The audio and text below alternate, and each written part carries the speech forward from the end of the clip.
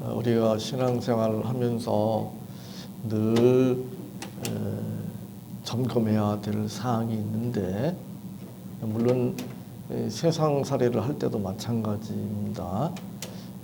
신앙생활하면서 특별히 우리가 잊지 말고 늘 살펴야 될 것이 있는데, 신앙의 본질이 무엇인가, 핵심이 무엇인가, 이 문제에 대해서 늘 관심을 가지고 점검하고 우리가 그렇게 살고 있는지 우리 자신을 돌아보아야 되겠습니다.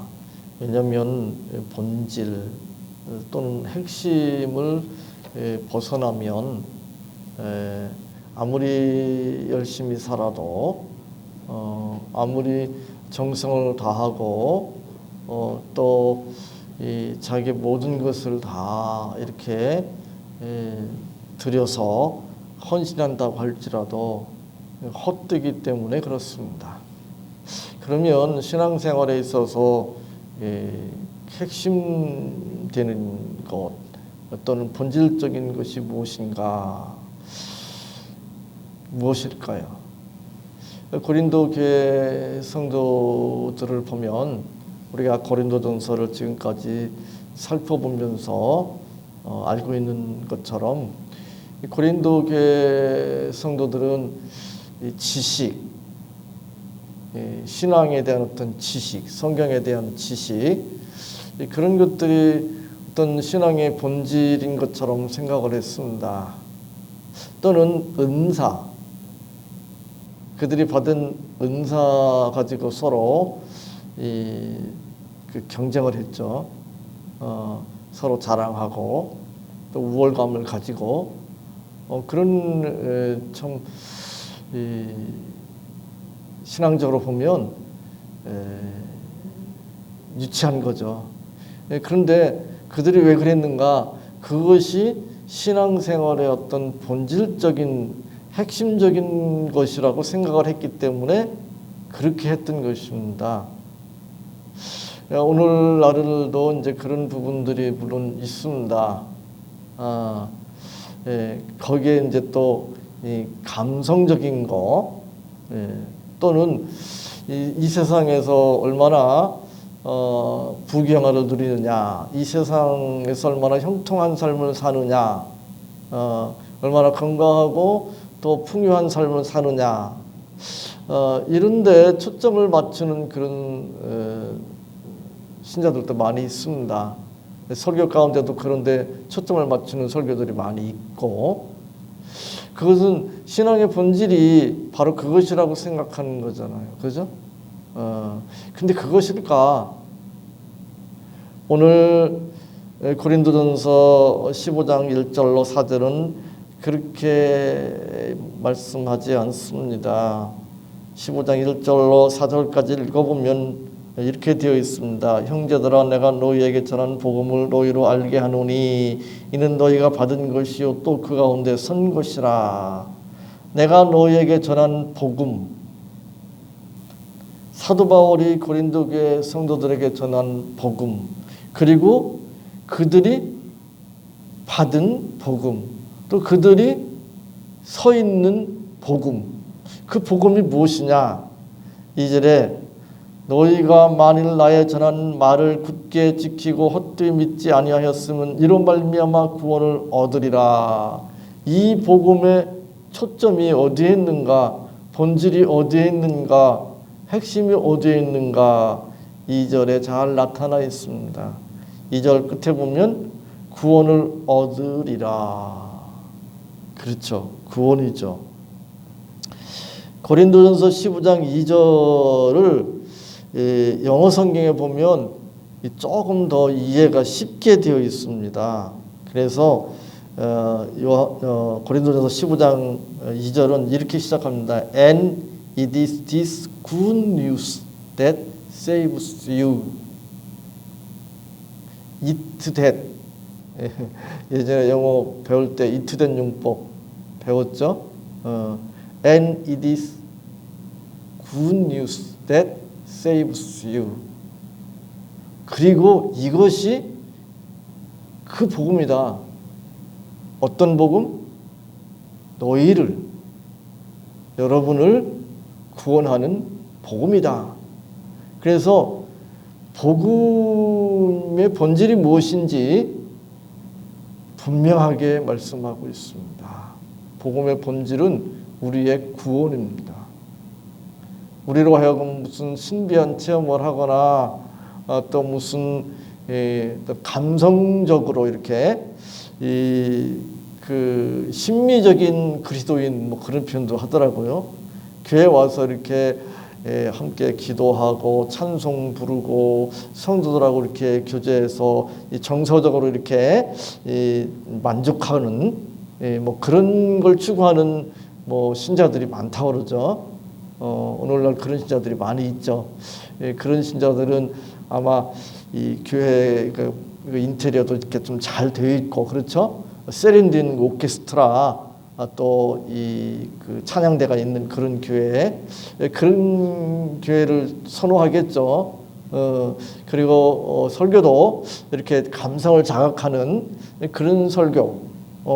그리고 교회 여러 가지 교제할 수 있는 시설들이 잘 갖춰져 있어가지고 성도들이 함께 이렇게 차도 마시고 또 빵도 이렇게 먹으면서 이렇게 교제를 나누고 뭐 이런 거, 뭐 그런 교회, 그렇죠. 요즘 그런 교회가 이제 대세죠.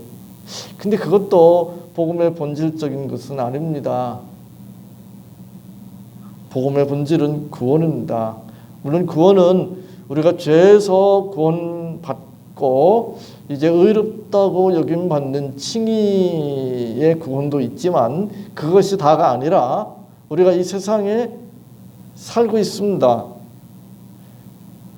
우리를 죄에서 구원하시고 바로 천국으로 데려가시는 것이 아니라 이 세상에 놔두시잖아요. 왜 놔두시는 겁니까? 이 힘들고 어려운 세상에, 피곤한 세상에 왜 놔두시는 거죠? 그 힘들고 어렵고 피곤한 그 세상살이를 통해서 우리로 하나님이 원하시는 모습, 그것을 구원의 완성이다, 성화다 그런 표현들을 하잖아요.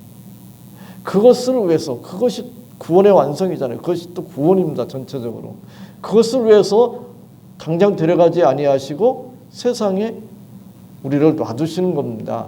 그러니까 우리가 신앙생활하는 데 있어서 초점을 맞춰야 될 부분이 바로 그것이라고 하는 것을 분명히 짚고 넘어가야 됩니다. 그리고 그 구원은 바울이 전한 복음, 고린도 교회 성도들이 받은 복음, 우리가 받은 복음, 우리가 서 있는 복음인데 그 복음은 어떤 복음인가 하면 예수님의 십자가와 부활의 복음이라고 말할 수 있습니다. 그럼에도 불구하고 사람들은 이 십자가와 부활의 복음보다는 이 세상에서 어떤 자기 만족, 심미적인 어떤 그런 충족, 어떤 사람들은 자꾸 지식적으로 이렇게 나가잖아요. 그래서 성경 많이 알고 중요하죠. 물론 필요합니다. 뭐 신학적인 그런 것들도 이렇게 많이 이렇게 아는 것 중요합니다. 물론 바라게 알아야 되겠지만 그런 쪽으로 이렇게 이제 파고 들어가는 사람도 많이 있습니다. 물론 중요합니다. 필요합니다. 그러나 그것은 어디까지나 부수적인 것입니다. 본질적인 것은 바로 예수 그리스도의 십자가와 부활의 복음이라고 말할 수 있습니다.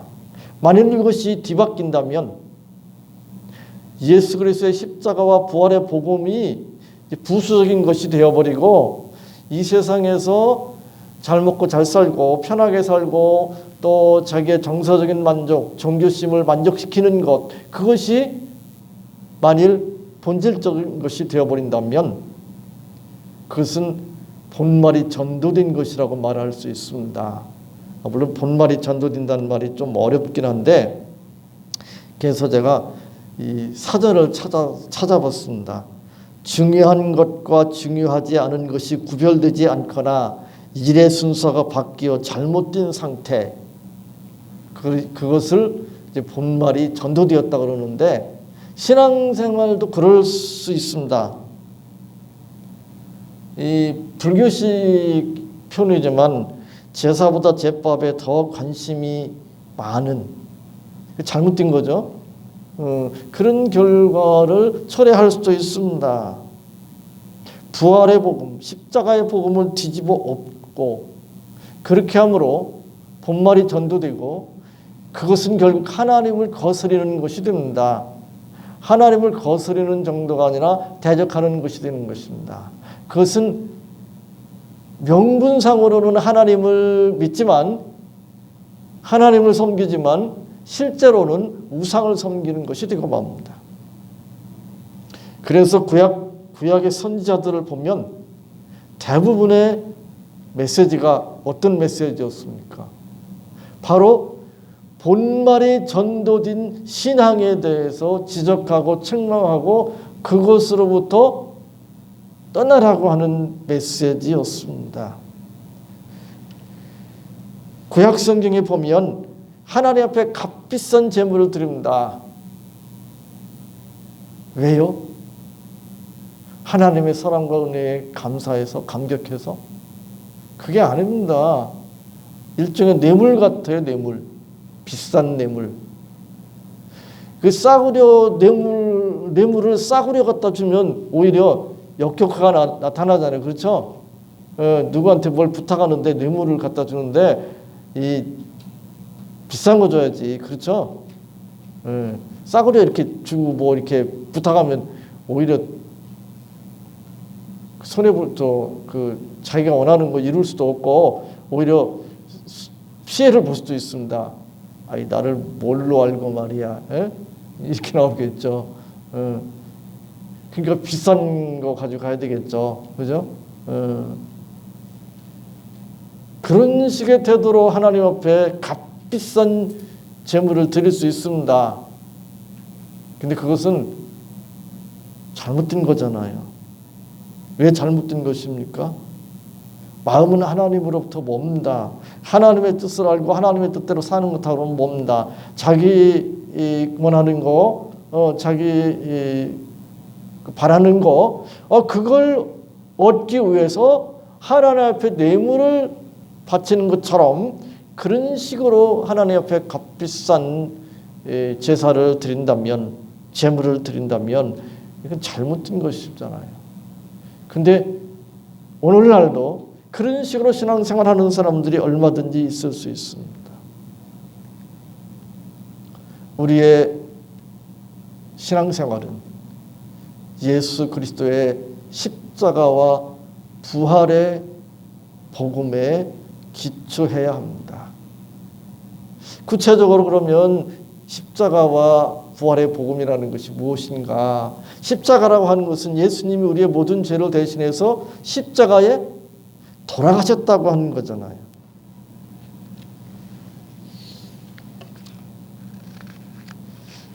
많은 사람들이 그렇게 생각합니다.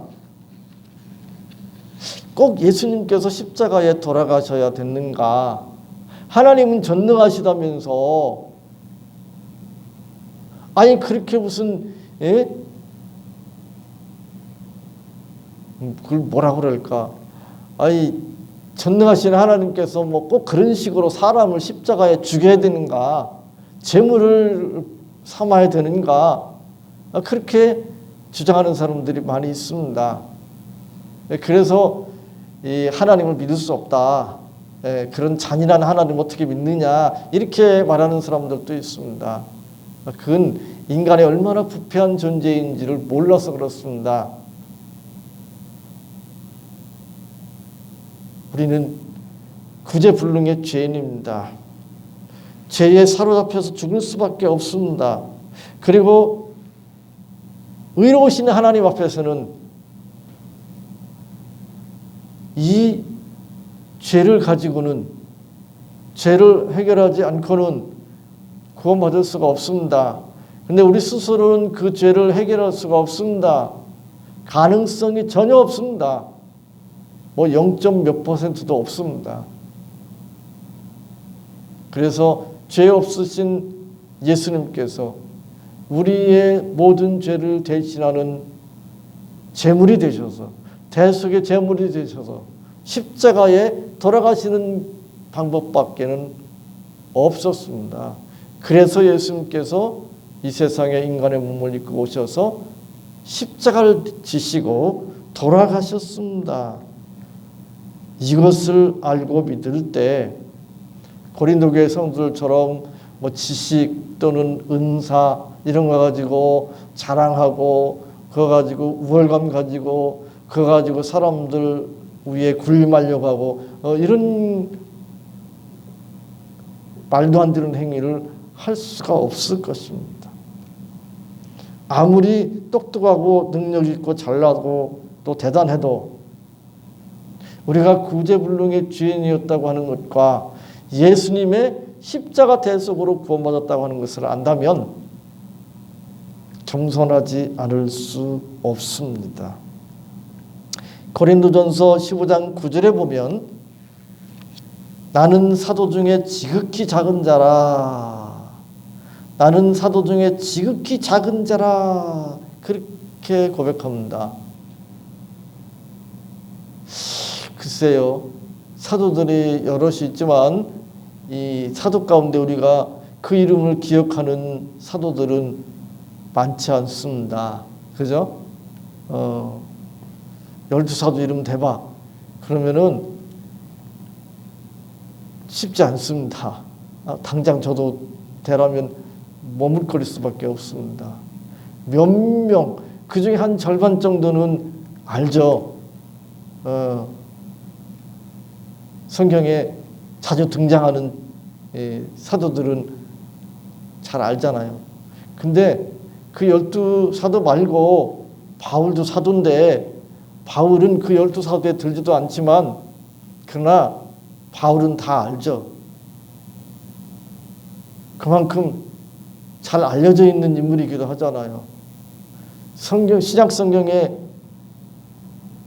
절반 이상을 사도 바울이 받은 계시로 기록되어 있잖아요.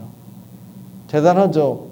12사도에도 뭐 들지 못한다는 그런 건 있지만 그러나 사도들 전체를 통틀어서 사도 바울이 차지하는 위치는 대단하다고 말할 수 있습니다.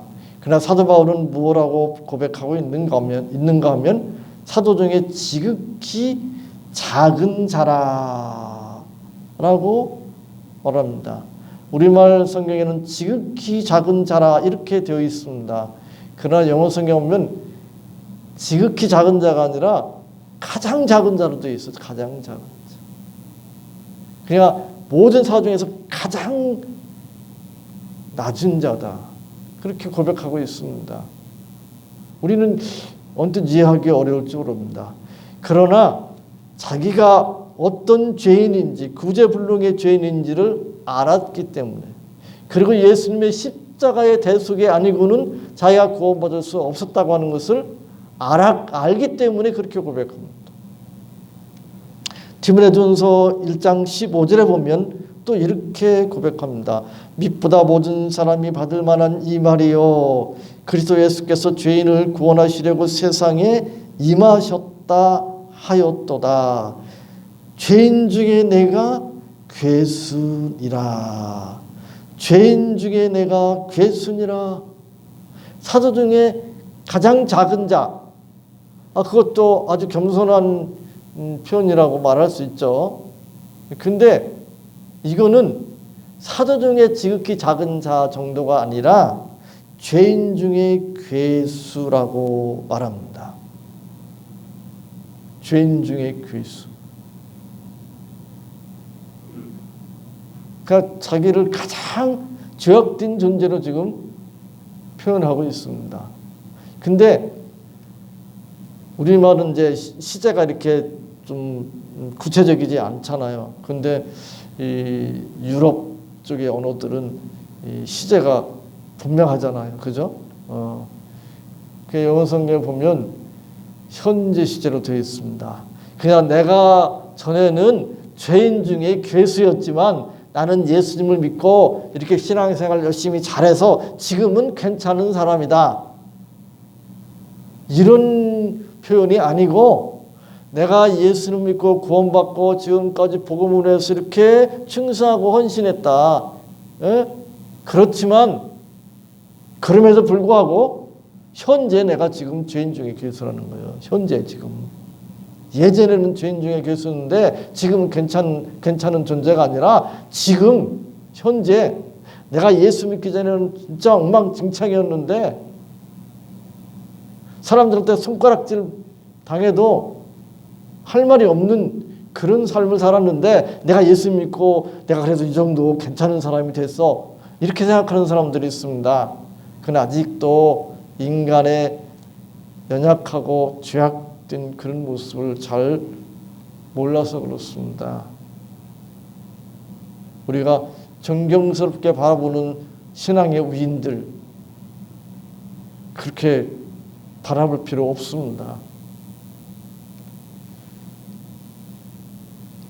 사도 바울은 자신이 과거에 죄인 중에 괴수였는데 지금은 괜찮은 사람이다.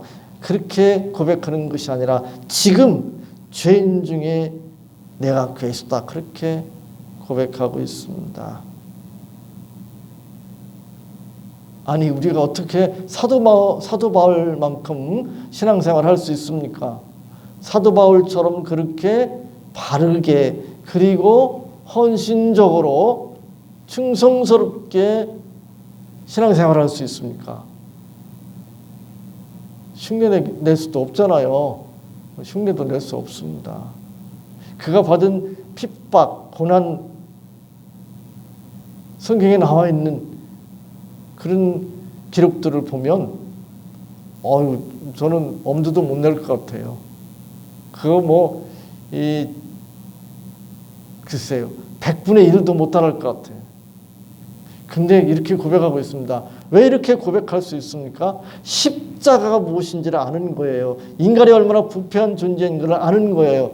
인간이 얼마나 부패한 존재인지 죄악진 존재인지를 알 때 예수 그리스도의 십자가의 대속의 은혜가 정말 감당할 수 없을 만큼 큰 은혜구나라는 것을 아는 거죠.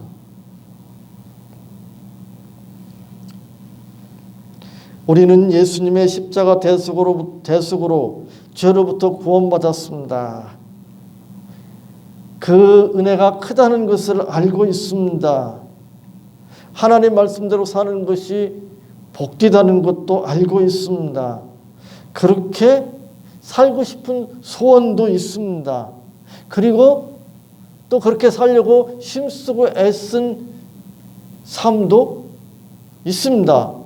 물론 때로는 그렇게 살지 못한 적도 있지만 그래도 나름대로 믿음으로 살려고 발버둥 쳤습니다. 그럼에도 불구하고 우리의 실상을 우리의 죄악된 본능을 본다면 사도 바울처럼 나는 죄인 중에 괴수라라고 고백하지 않을 수 없습니다.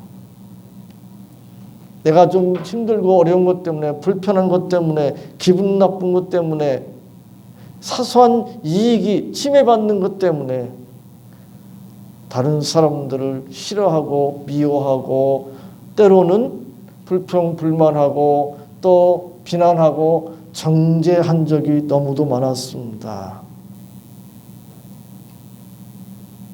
앞으로도 그럴 가능성이 농후합니다. 이것을 우리가 안다면, 이것을 본다면 예수님의 십자가 구속이 왜 필요한지, 얼마나 대단한 은혜인지 고백하지 않을 수 없습니다. 그래서 예수 그리스도의 십자가는 복음의 핵심이고 본질이고 우리가 붙들어야 될 신앙의 본질이라고 말할 수 있습니다. 이제 고린도전서 15장은 부활장이다 그런 이제 제목도 붙이는데 예수님께서 우리의 모든 죄를 대신 짊어지시고 십자가에 돌아가신 것으로 끝난 것이 아니라 사흘 만에 사망 권세를 이기시고 부활하셨습니다. 예수님의 부활은 예수님의 십자가 구속이 확실하다고 하는 증거입니다. 보증이라고 말할 수 있습니다. 예수님의 부활을 목격한 사람들은 오늘 본문에도 열거되어 있지만 수도 없이 많습니다. 게바 12제자, 500여 형제, 야고보, 바울 등등. 그리고 사도 바울이 고린도전서를 이제 고린도 교회에 보낼 때에 예수님의 부활을 목격한 사람들 가운데 절반 이상이 살아 있었습니다. 그렇기 때문에 사도 바울이 전한 이 복음은 그 복음을 부활을 목격한 사람들 가운데 살아있는 그 사람들에 의해서 확실하게 증거가 되고 있습니다. 다르게 말하면 십자가의 대속 그리고 예수님의 부활은 역사적인 사실입니다. 그냥 생각하기에 따라서 예수님께서 우리의 죄를 대신해서 십자가에 돌아가시고 3일 만에 부활하셨다. 그것이 그냥 생각하기에 따라서 그럴 수도 있고 안 그럴 수도 있고 생각하기 나름이다. 그런 게 아니고 역사적 사실입니다.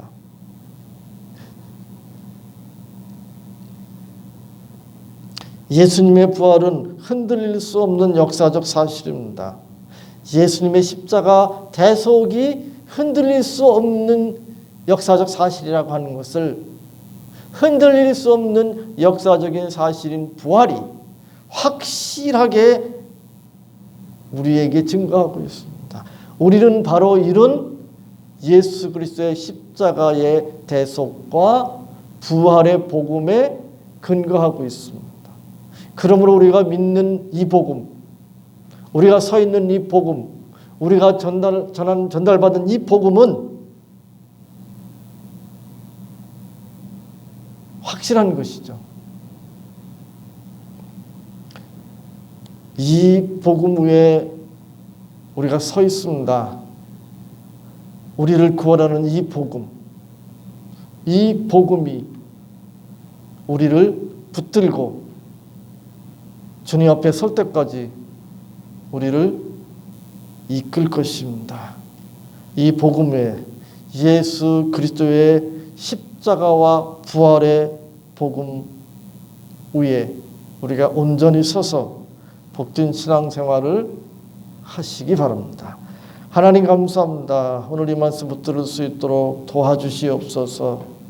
예수 그리스도의 십자가와 부활의 복음 안에 저희들이 설 수 있도록 은혜 베풀어 주셔서 감사합니다. 이 복음이 저희들을 구원하는 이 십자가의 복음이 부활의 복음이 신앙의 본질적인 내용인 줄 믿습니다. 여기에 저희들이 신앙생활의 모든 초점을 모으고 하나님께서 저희들에게 말씀하시고 가르쳐 주시는 복된 신앙생활을 할 수 있도록 늘 도와주시고 인도해 주옵소서. 예수님의 이름으로 기도하옵나이다. 아멘.